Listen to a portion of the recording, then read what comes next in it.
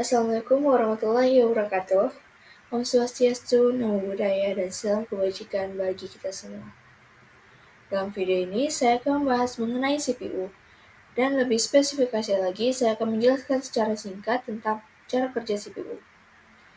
Nah, tentu CPU sudah tidak asing lagi di telinga kita karena ini merupakan komponen penting di komputer. Komputer sendiri tidak bisa berjalan tanpa menggunakan CPU karena CPU sendiri memiliki sebutan yaitu otak dari komputer. Kenapa disebut dengan otak dari komputer? Karena setiap data yang masuk dan keluar dari komputer tersebut akan diolah oleh CPU. Nah, di dalam CPU sendiri terdapat 3 komponen penting. Yang pertama adalah ALU atau Arithmetic Logic Unit. ALU bertugas untuk melakukan operasi aritmatika dan logika pada komputer. Yang kedua adalah control unit. Control unit berfungsi untuk mengarahkan aliran data ke dalam sistem.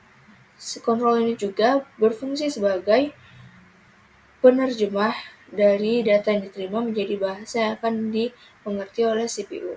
Yang ketiga adalah register. Register adalah memori kecil berkecepatan tinggi yang berguna untuk tempat penyimpanan sementara data sebelum dikeluarkan ke output. Nah, saya akan menjelaskan secara singkat tentang cara kerja CPU. Pertama-tama, ketika kita menekan tombol keyboard, itu akan menjadi arus listrik kecil yang akan diterima sebagai data.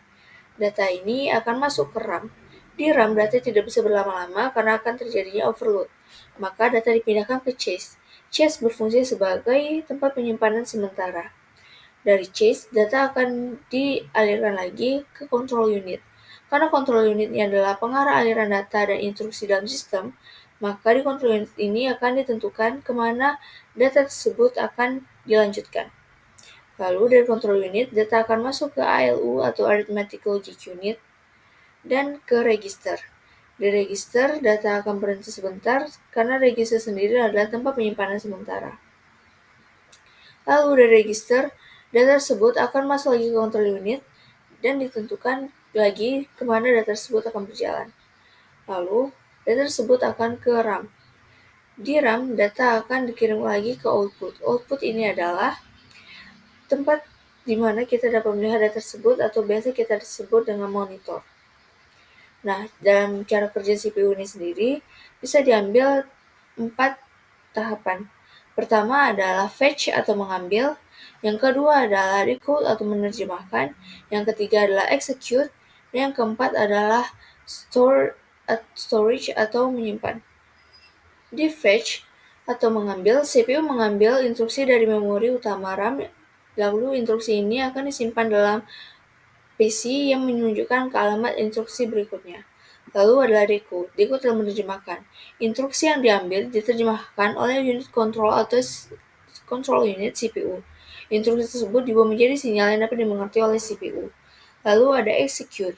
Execute adalah menjalankan. CPU mengeksekusi instruksi tersebut yang bisa berupa operasi aritmatika oleh unit aritmatika logika atau ALU dan perpindahan data atau kontrol aliran program. Yang terakhir adalah store atau menyimpan.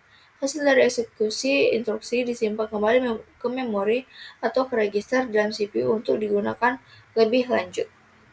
Nah, sekian dari penjelasan singkat saya tentang cara kerja CPU. Saya mohon maaf karena banyak penjelasan saya masih kurang dan sulit untuk dimengerti. Dan terima kasih sudah menonton video ini. Saya ucapkan Assalamualaikum warahmatullahi wabarakatuh.